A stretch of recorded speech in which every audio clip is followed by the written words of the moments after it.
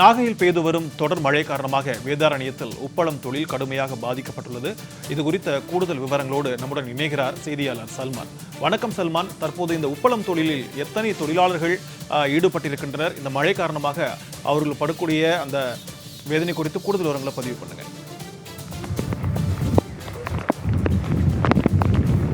பெங்கல் புயல் எதிரொலியாக நாகப்பட்டினம் மாவட்டத்தில் தொடர்ந்து நேற்று முதலாகவே கனமழையானது பெய்து கொண்டிருக்கிறது.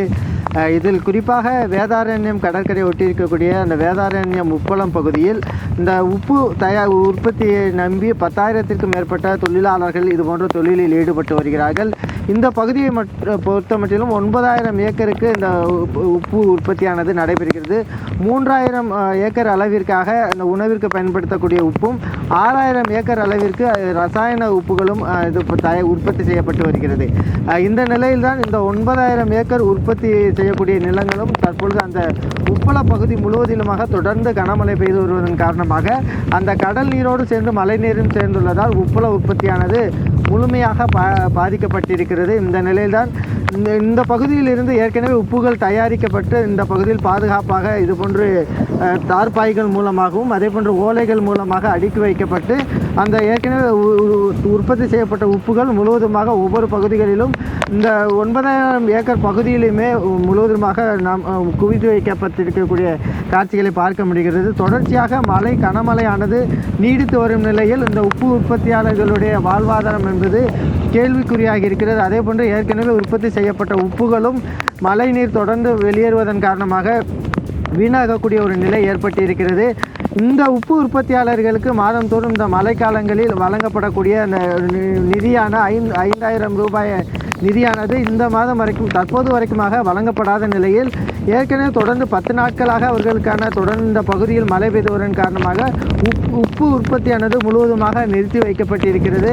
இதனால் இந்த மாதம் மட்டுமல்லாமல் டிசம்பர் மாதத்திலும் அவர்கள் உப்பு உற்பத்தி செய்ய முடியாத நிலையில் இந்த பகுதியில் இருந்து கேரளா, கர்நாடகா உள்ளிட்ட பல்வேறு மாநிலங்களுக்கு செல்லக்கூடிய உப்புகளும் தேக்க நிலைக்கு உருவாகியிருக்கிறது. அதே போன்று உப்பளத்தில் இருக்கக்கூடிய அந்த உப்பு தயாரிக்கக்கூடிய இடங்களில் முழுவதிலுமாகவே மழை நீரானது தேங்கியிருப்பதன் காரணமாக இந்த மழை நீரை கடல் நீரோடு சேர்ந்து வெளியேற்றுவது என்பது 1 மாதம் காலத்திற்காக அந்த பணியானது ஏற்படும். எனவே மீண்டும் அந்த உப்பு உற்பத்தி என்பது ஜனவரி மாதத்திற்கு தான் தொடங்கும் என்பதால் உப்பு உற்பத்தியாளர்களும் அந்த உப்பு உற்பத்தி பணிகளில் ஈடுபடக்கூடிய தொழிலாளர்களும் கடும் சிரமத்திற்கு ஆளாகி வாழ்வாதாரத்தை இழந்து தவிக்கின்றனர்.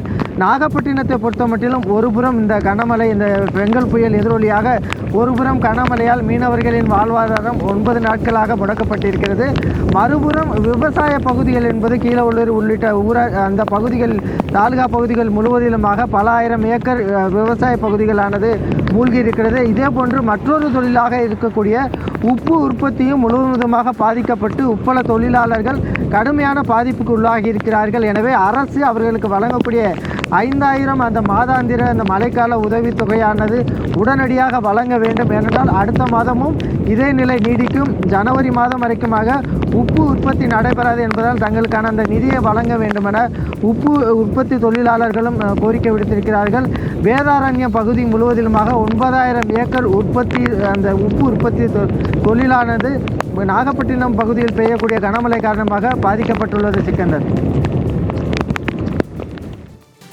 உங்களுடைய விரிவான தகவல்களுக்கு நன்றி சல்மான்.